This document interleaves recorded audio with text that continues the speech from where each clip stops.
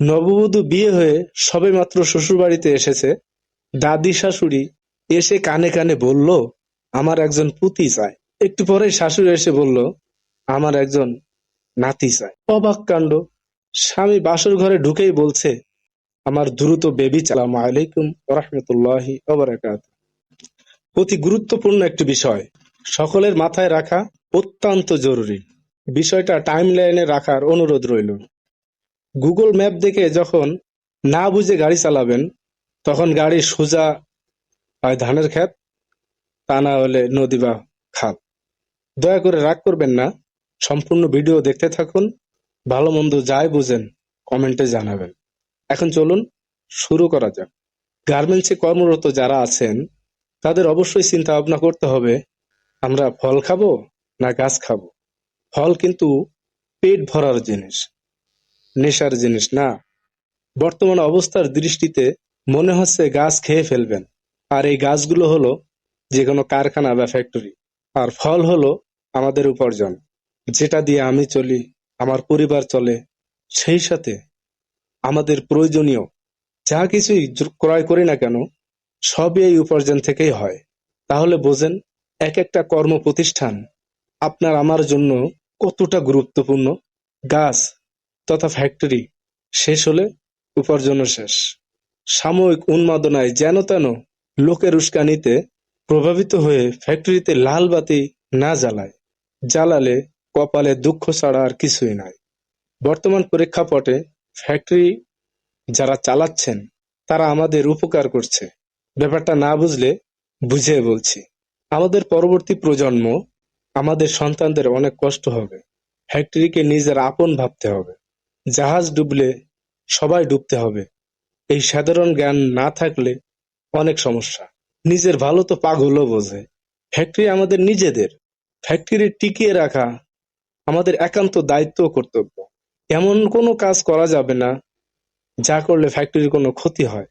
নববধূ বিয়ে হয়ে সবেমাত্র শ্বশুরবাড়িতে এসেছে। দাদি শাশুড়ি এসে কানে কানে বলল, আমার একজন পুতি চাই। নববধূ লজ্জা মিশ্রিত মুচকি হেসে বলল, দোয়া করবেন।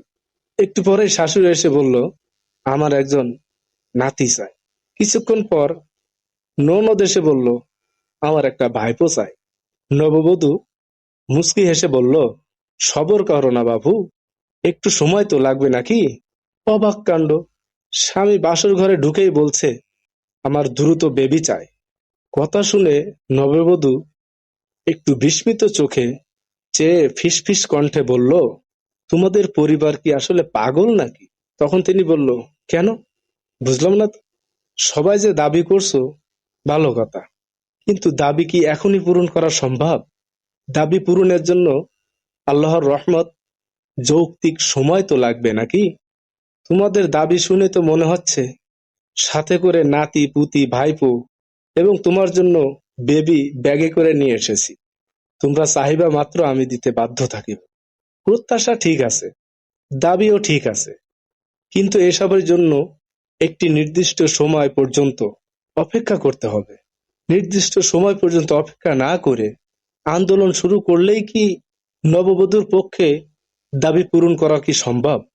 দেশে এখনো বিদ্যুৎ বিভাগের সচিবরা আছেন, তাদের কাছ থেকে কৈফিয়ত নিন।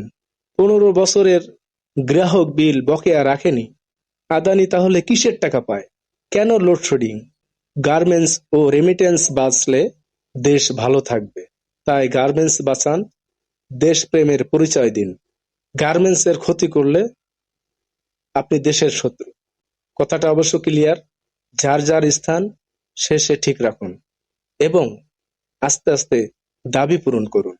17 বছর ধরে দাবি আদায় করতে পারেন নাই, এখন আইছেন হুটহাট করে দাবি আদায় করতে। এগুলো ফাজলামি ছাড়া আর কিছুই না। যদি দেশদ্রোহী না হন তাহলে ধৈর্য ধরুন, ইনশাল্লাহ সবকিছুর সমাধান আল্লাহই করবেন। তো সবাই সুস্থ থাকুন, ভালো থাকুন। ভিডিওটা ভালো লাগলে অবশ্যই একটা লাইক কমেন্ট শেয়ার করবেন এবং চ্যানেলটা সাবস্ক্রাইব করবেন তথা ফলো দিয়ে রাখবেন, যাতে করে নতুন নতুন ভিডিও সবার আগে আপনার কাছে পৌঁছায়। সবাই সুস্থ থাকুন, ভালো থাকুন। Please আসসালামু subscribe আলাইকুম my ওয়া channel. রাহমাতুল্লাহি ওয়া বারাকাতুহু।